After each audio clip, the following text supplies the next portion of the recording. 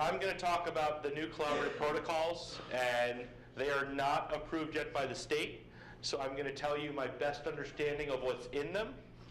If the protocols come out and something differs from what I say, the new protocols are right and I am wrong, because I'm giving you what I anticipate will be the answer, not what the final answer is. That'll take probably about a half hour. Then Kaori Tanaka is going to talk about EKG interpretation. She will stop abruptly at 1:59, wherever she is in her lecture, and we will be done. And then there is stretcher training after that with Jeff Nielsen.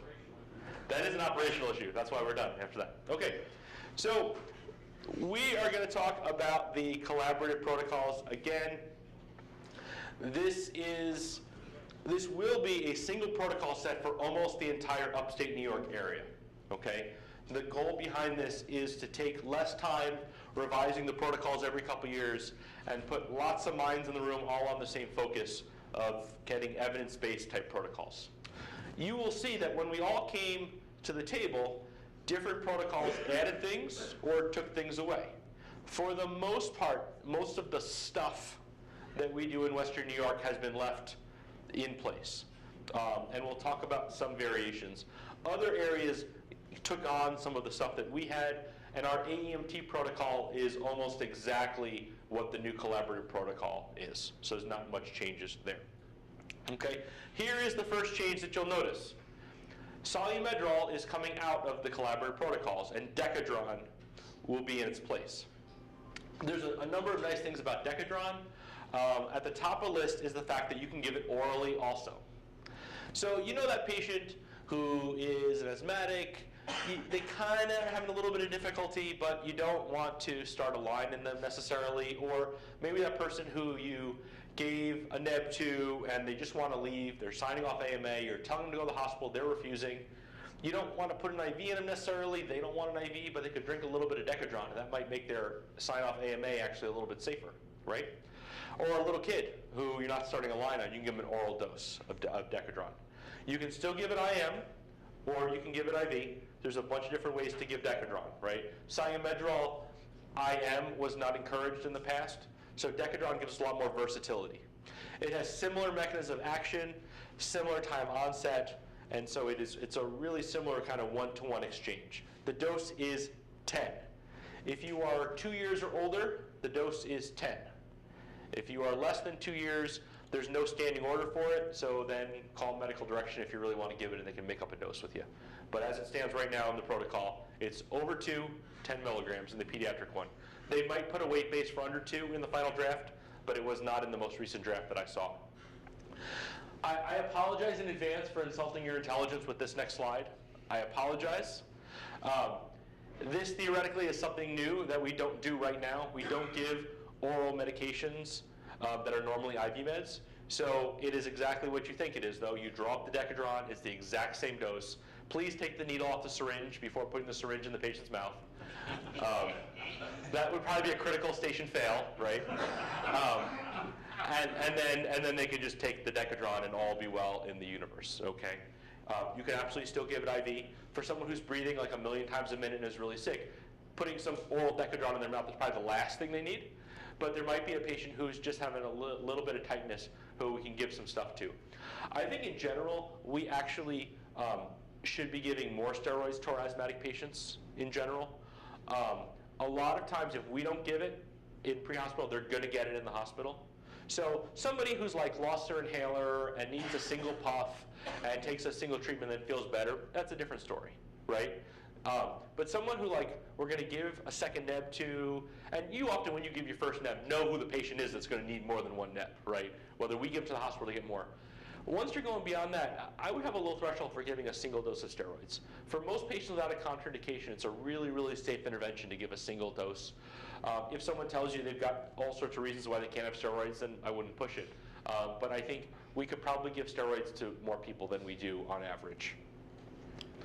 Again, acute asthma, this is the pediatric protocol, and you can see in the current draft here, it talks about that dose of Decadron, 10 milligrams POIM IV for patients greater than or equal to 2 years. Okay. Again, CPAP and epinephrine are both options you can give on standing order, but we've talked about in the past all the reasons why we want to be cautious when giving CPAP to a patient who's got asthma or a restrictive airway condition. Clearly, once they go over that hump and go into respiratory failure, that's a different story. But the person who's awake, alert, breathing really fast, giving them oxygen in nebs is the best way to go. Putting CPAP on, which further restricts their ability to exhale, we want to do with caution. Once they start tiring out, doing the then CPAP might be the appropriate intervention for them. Okay, this is fentanyl. We are, as a company, going to transition over to fentanyl. This is separate from the collaborative protocols. Fentanyl is in the collaborative protocols, but it's also in our protocols right now. The final discussion that we have to have with cardiology is whether or not we're going to leave morphine on the ambulance or not. I actually am in favor of not leaving morphine on the ambulance and becoming a Versed fentanyl-only company. In the past, a lot of the traditional dogma was that morphine was the medicine to give for chest pain. And a lot of that is really, really becoming weaker and weaker recommendations. If you understand why a lot of things happen in medicine, why certain doses of things happen, it has to do with what the original research was at the time. Does anybody know why we give 1 milligram of epinephrine? Anybody know where that came from? Dog study. Dog study, right. Some researcher many, many years ago gave his dog 1 milligram of epinephrine. And that was the dose that he published on. And then that's the dose the next guy published on, and the next guy after that, and the next guy after that. So the whole reason we give 1 milligram of epinephrine is because some guy gave it to his dog a long time ago. Okay? And that kind of inertia, I think, is why morphine is still used for most cardiac things. Does morphine have some vasodilatory properties that fentanyl does not? It does. However, what's our #1 cardiac vasodilator that we have at our disposal? Nitro. We've got nitro. We've got something for that already. And fentanyl is nice because it won't drop your blood pressure the same way morphine does. Because as morphine vasodilates, it can drop your blood pressure in a way that fentanyl can't. Okay? When we compare the two drugs, fentanyl has a faster onset, peaks faster, has a shorter duration. If you were to think about an ideal pre-hospital medication, those are the 3 things you would look for, right? You want something that's fast on, and then if you've given too much, you're getting in trouble, it's fast off, right? So that's a lot of properties that we like to see in emergency medicine or in EMS. Morphine also has more histamine release than fentanyl does, right? And this can also cause problems when our patients are really sick. They did a 5-year PED study showing the safety and efficacy. There's also a large study that suggests patients with non-ST elevation MI do worse when given morphine, as opposed to those who do not get as much morphine. So if you look at the latest AHA guidelines, if you don't look at the cards and the textbooks, but you dig deeper into the supporting documents that come along with it, the recommendation for morphine actually is a softer recommendation, a lower level of evidence for a non-ST elevation MI this year than it was in the past. And if you look at NEMSP's policy statements, that's the National Association of EMS Physicians, they actually say for people with cardiac thing, you should give opiates. And they don't pick an opiate, one or the other. And that's sort of the change. But again, there's huge inertia behind morphine. These are more studies. They did safety comparisons of fentanyl versus morphine for out-of-hospital analgesia. Again, fentanyl, morphine versus methylfluorine, and then intranasal fentanyl. That's the other great thing about fentanyl, right? Just like you can give Decadron orally, you can shoot fentanyl up someone's nose. Can't really shoot morphine up their nose very well. Doesn't work as well. So intranasal fentanyl is also an option that we're going to have in the new protocols. What about for chest pain? And this was a study showing that fentanyl and morphine worked as well in patients with pre-hospital chest pain. Okay, so we've got a medicine that is newer, and so it does not have all that institutional inertia that morphine does, but it's faster on, faster off, less hypotension, less histamine release. And if your biggest crack against it is it doesn't dilate your blood vessels, I've got another medicine that dilates my blood vessels. And maybe I can give more of that medicine, the nitro, if I haven't lowered my patient's blood pressure too much by giving them morphine. By giving them fentanyl instead, I can have less reduction in blood pressure. So I think fentanyl is the right answer. Again, what does NAMSP say? Like I said before, they just say opiates. Okay? I mentioned before that the AHA has actually lowered the recommendation category for patients with medicine, with different kinds of non-STEMIs. So they now say IV morphine sulfate may be reasonable for continued ischemic chest pain despite maximally tolerated anti-ischemic medications. So they're saying, give a bunch of nitro, and then it might be reasonable. Is that a glowing endorsement? No, I don't think it is. And then this is more studies to support that. So nitro, nitro, nitro, that's the answer, right? We got our high-dose nitroglycerin protocol placed in the Collaborative Protocols CHF protocol, right? Again, if your blood pressure is less than 160 but more than 120, you get 1 pill. If you're between 160 and 200, you get 2 pills. If you're more than 200, you get 3 pills. Check again in a few minutes and then retitrate again as needed. For patients with CHF, we don't want to give them morphine and we don't want to give them fentanyl if they're having a pure CHF exacerbation, right? That morphine used to be the recommended medicine for patients with CHF many, many years ago. It's found that if you give someone with not having a heart attack but having a pure CHF exacerbation, if you give them morphine in addition to other stuff, they're more likely to die than if you don't. So some of our older medics are used to doing this in the past because it was a previous recommendation, but we do not give morphine on standing order to people who have CHF exacerbations. If you're treating them for chest pain, then you have a situation where you're on 2 different protocols at the same time, and you can get it off. You can give them an opiate off the chest pain protocol, but if that's not their main issue and their main issue is simply a CHF exacerbation, please don't give them opiates.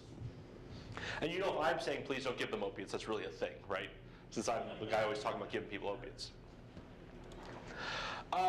The other change you're going to see in the collaborative protocols is that we are moving away from dopamine and moving to Levophed, okay? When in the past everybody talked about leave them dead, this terrible medication, the reason that everyone had such a bad association with Levophed is that people only got put on Levophed after the first pressor didn't work and the second pressor, so it was like the third pressor being added, okay? And so it wasn't necessarily that patients were on Levophed that was making them die, it was the fact that they were on 3 pressors. And being on 3 pressors is a pretty good indication that you're probably going to die, right? You don't get that if you're like doing well and turning the corner, right? Over time, we found that norepinephrine is a great drug. It leads to less tachycardia while still raising your blood pressure to help us. There's a lot of stuff about it in septic shock, but now it's all starting being used in cardiac cases. So normally we don't like raising our blood pressure artificially. The only thing we need to remember, we don't like to raise our blood pressure artificially if you don't absolutely have to, but for patients who are in symptomatic shock, norepi is a good answer for them. Dopamine, which we used to use and which will not be in the collaborative protocols as a standing order, was great because it increased your heart rate. So we used it for patients who were bradycardic hypotensive, right? The guy with like a pulse rate of 30 and a blood pressure of 80, right? Levophed will raise your blood pressure and will not have the same chronotropic properties, but more and more that patient is really sick with a blood pressure of 80 or 70 and a heart rate of 30. What's the preferred treatment for that patient? Electricity, right? Right? Pacing. Okay, that's really the preferred treatment.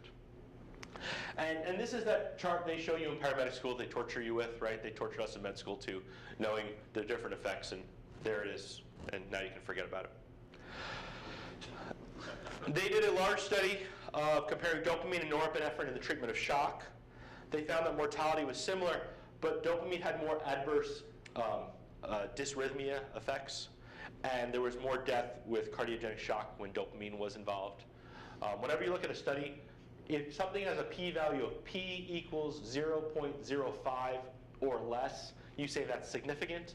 If it's more than that number, you say it's not significant. Okay? So the 2 lower things have numbers below that 0.05 threshold, so we say that's significant. Again, Levophed has mild beta action, strong alpha, and is a strong inotrope, but not a strong chronotrope. So it will increase your systemic vascular resistance, increase your blood pressure, but only have a modest increase in your heart rate, or perhaps no increase at all. Okay? And here's more stuff of this, right?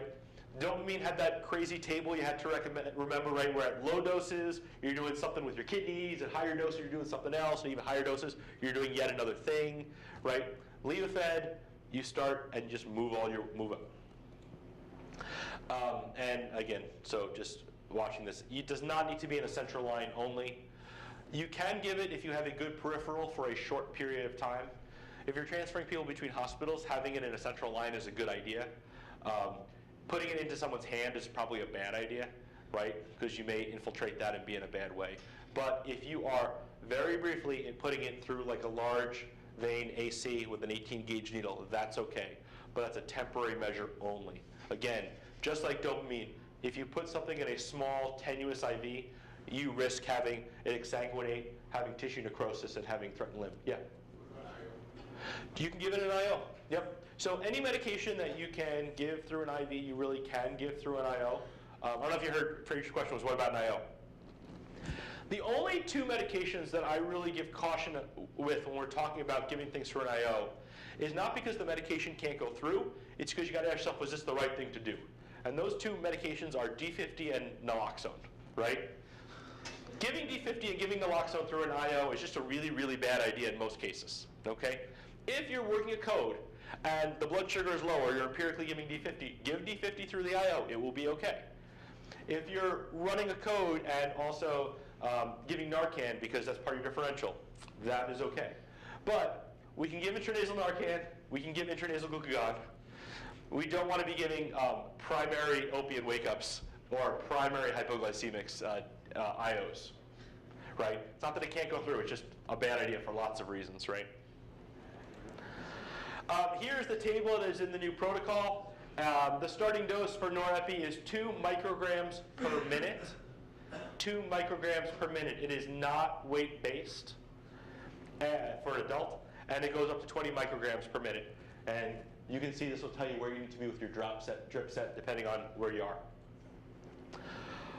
Again, for pediatric shock and hypoperfusion, on standing order, vasopressin, Levophed is not there on standing order.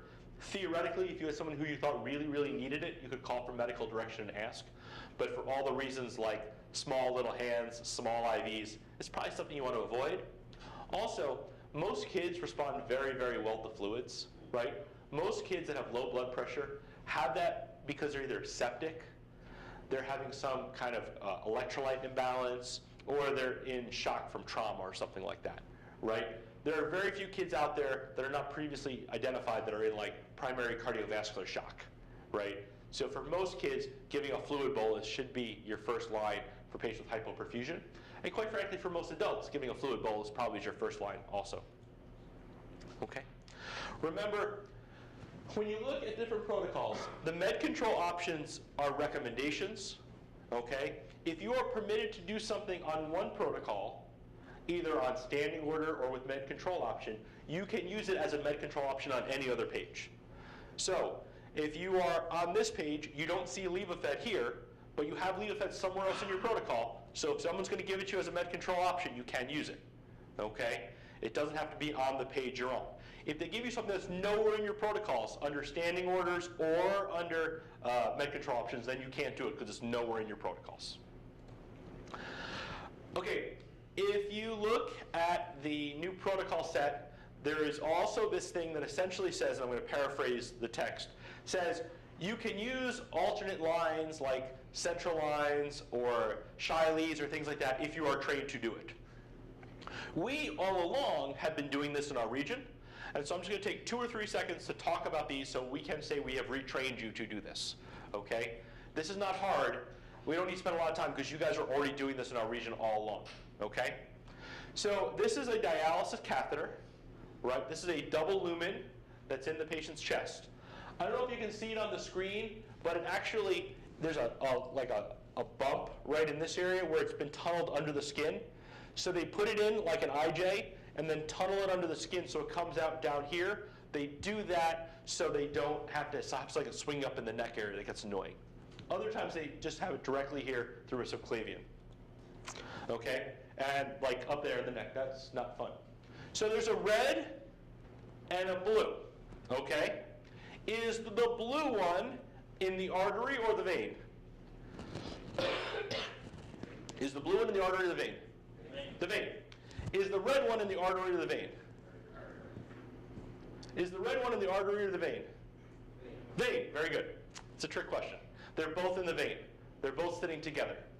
Why is one red and one's blue? Because it's inflow and outflow for the dialysis machine. It's the dialysis machine's artery and vein, but it's the patient's vein and vein. Okay? Again, this is what it looks like. You can see that the blue one here takes 0.2 mLs, and the red one takes 1.8 mLs. That's because the blue one extends further than the red one. The red one stops a little before the end, so they're not right up against one another. Again, this is the diagram. So red is upset a little bit and is the inflow, and blue is the outflow of the dialysis machine. Okay? What is this? Peritoneal dialysis. Can you inject medication in this? Please don't. Okay.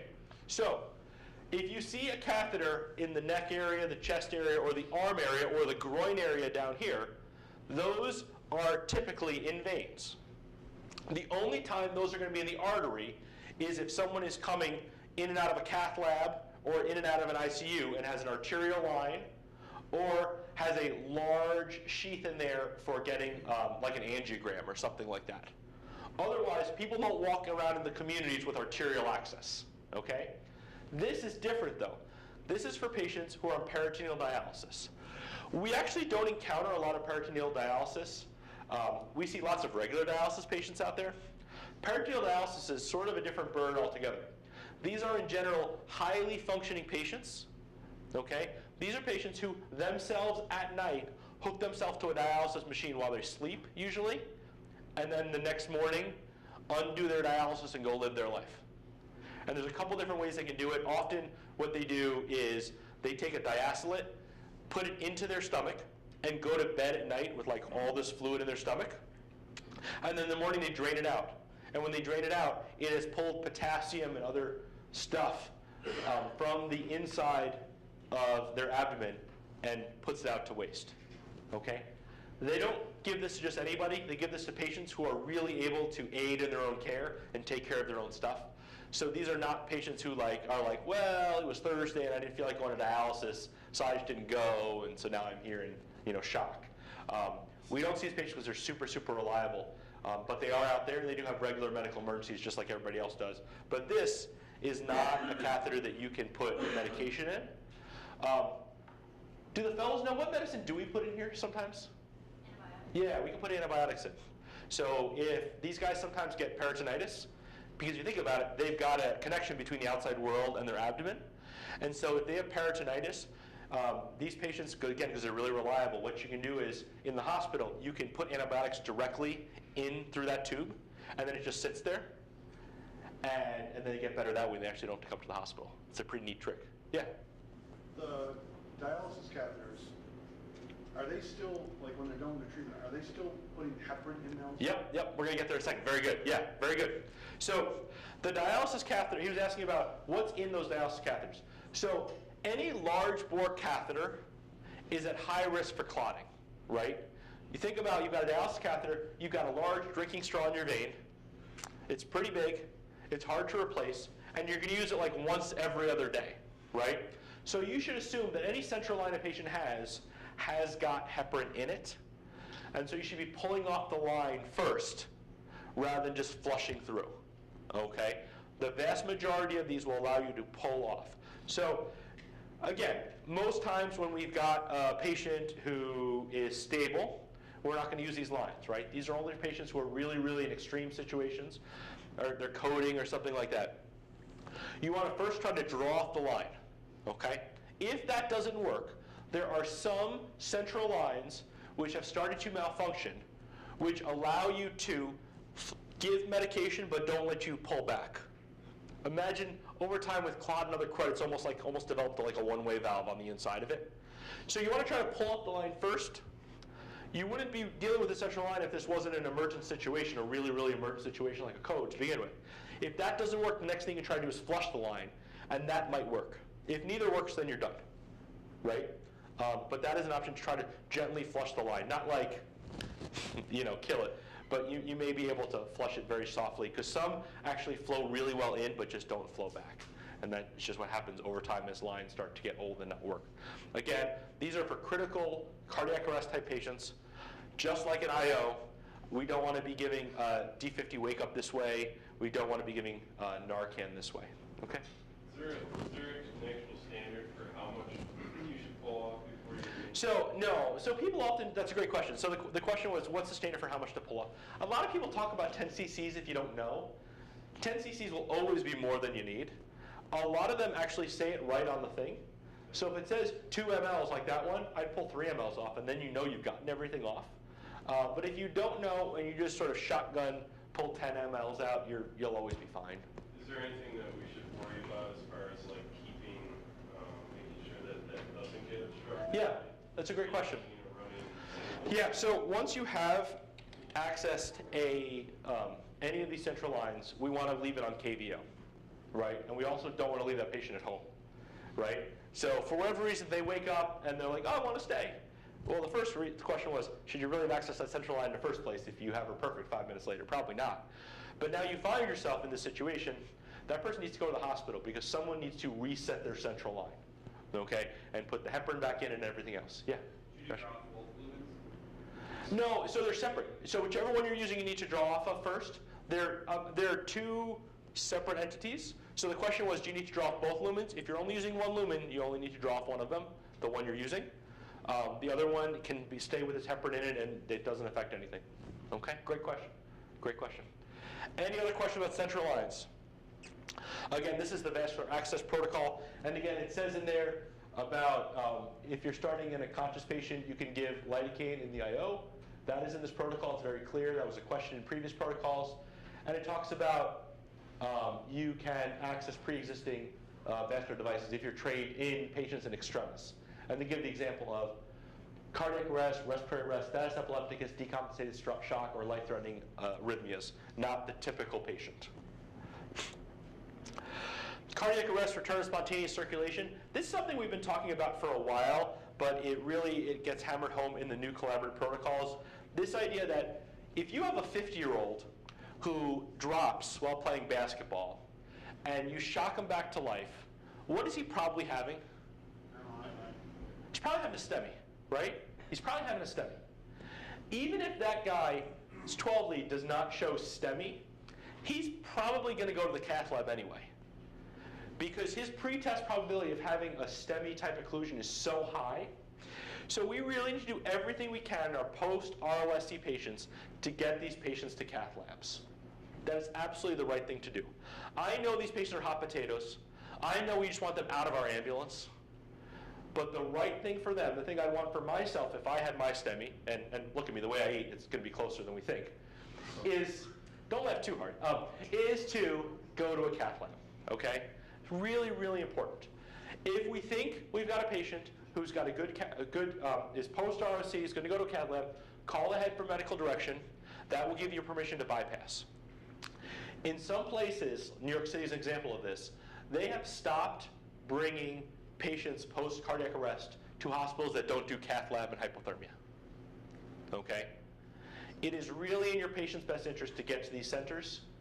So if you have ROSC, try to do a 12 lead. I would call medical direction, and I would try to get permission to bypass to go to a cath lab. Okay? If you're going to make a run and bypass a bunch of hospitals, you want to have med direction on your side, right? You want to have already talked to the doctor. But I really think this is the right care for our patients, right? Does anyone have questions? Because this is something that people sometimes, kind of hesitate about or concerns. Does everybody understand the idea of why this is important? Right. Yeah. Well, like the guys in the north that are working far away. Yep. That's why I think you got to call and you got to have that discussion. The problem is the person who comes back is probably may code again or might have more problems. So if I'm in the north, so tomorrow if I'm at the casino and I'm coding, I want to come to Buffalo. I want you to bring me back, and I want you to bring me to Buffalo if I got a pulse. That being said, that is a high-risk, high-reward maneuver, right? If you take somebody all the way up from Niagara County down to Buffalo, there is a chance they can code again in your ambulance. And we don't want them to code in our ambulance. That's not good. But that's no different than them coding in the hospital, except it's just not our problem anymore, right? Yeah. Is there lab at Niagara Falls? So there is, in Niagara Falls Memorial, there is a Kaleida/ECMC/Catholic Health Love Fest Cath Lab something that is in the works. As of today, it is still not open for EMS. It is not clear to me if they're going to do 24 hours, 7-day-a-week PCI or not. I just don't know one way or another. Even if they do open it, it's going to be a can of worms. Well, so I'll tell you. They're not an interventional hospital. Well, they're going to be if they have a cath lab. If they open up, they're going to have a cath lab. I don't know what their plan. I don't know what their plan is. Yeah. I will tell you, for the longest time, the policy throughout New York State was that you could not do cath if you didn't have cardiothoracic backup. Okay, and over time that changed. Only in general, down to the south, now has a cath lab without cardiothoracic backup. But I do not know what the final answer is for Niagara Falls. I don't know if they're going to drop stents or not. I don't know if they're going to be 24/7 PCI or not. I would tell you if I knew. More transfer work. That is possible. If they do stand up and are able to do 24-hour, 7-day-a-week cath, then that's a great option at post-arrest for people in Niagara County. I mean, that's certainly the closest place to go. But again, patient comes back to life, try to do a 12-lead, and definitely call med direction to try to bypass, right? Super, super, super important. 12 leads on these patients are critically important. One of the reasons why we don't do therapeutic hypothermia anymore is because there's one other thing that we've taken off the plate. We don't think that therapeutic hypothermia makes a difference in the pre-hospital phase. We think it definitely makes a difference in the hospital phase. And it's one less thing that we can relieve the cognitive load off the medic who's got a million things to do at that moment, right? Does that make sense? If you bring someone back, by the way, on scene, even if it looks like $1 million, kidnap some firefighters with you, by the way, right? It's going to be a party wherever you're going. Okay. See, yes? That protocol going to be something when you switch over, it's going to be educated to the newer residents, so we don't run into the same issue that we did. Yes. So the question was, will this be to the new residents? So the residents are going to be learning about this in July. The difficulty is sometimes when you're talking to a resident and you're frustrated, your frustration actually it belongs to the attending who's sitting right next to the resident, not the resident themselves. And while I have fairly reasonable control over the residents, I have practically no control over the attendings, even the ones in my own group. That just, unfortunately, is what it is. I think of children's. I talked to a resident post-arrest children's, and they were like, "Oh, you should go to Niagara Falls tomorrow." And I went, So I'll tell you that's not totally unreasonable there because that kid was not having a STEMI. No, he should hung himself. Yeah. So the main reason we want to quickly bring them there is to get cath, and so actually I don't really have a problem with that the same way as the 50-year-old guy who would want to come down. But again, it is like I said, it's a risk-reward maneuver. Some attendings may tell you if you're in the Falls not to come down to Buffalo and to take them there. That is not unreasonable. And now they've made that decision for us, and we haven't made the decision, and it's out of our hands. So doing a 12-lead, giving them the data points. Remember, if you're attempting to go to Buffalo or attempting to go to a certain center, call the place you want to go, not the place you don't want to go, right? So for med direction, the two most important rules are, number one, if you're on someone's property, call that place. Don't call somewhere else. And number two, and that overrides rule 2. Rule 2 is call the place you want to go, don't call the place you don't want to go. Because sometimes the place you don't want to go might be like, oh yeah, just come on in, this will be great, this will be great. For seizures, what looks different in this current draft of the protocol? And I'm not sure if this is the final answer or not. There's a larger dose of Versed. A lot of the science actually supports larger doses of benzodiazepines than we currently give.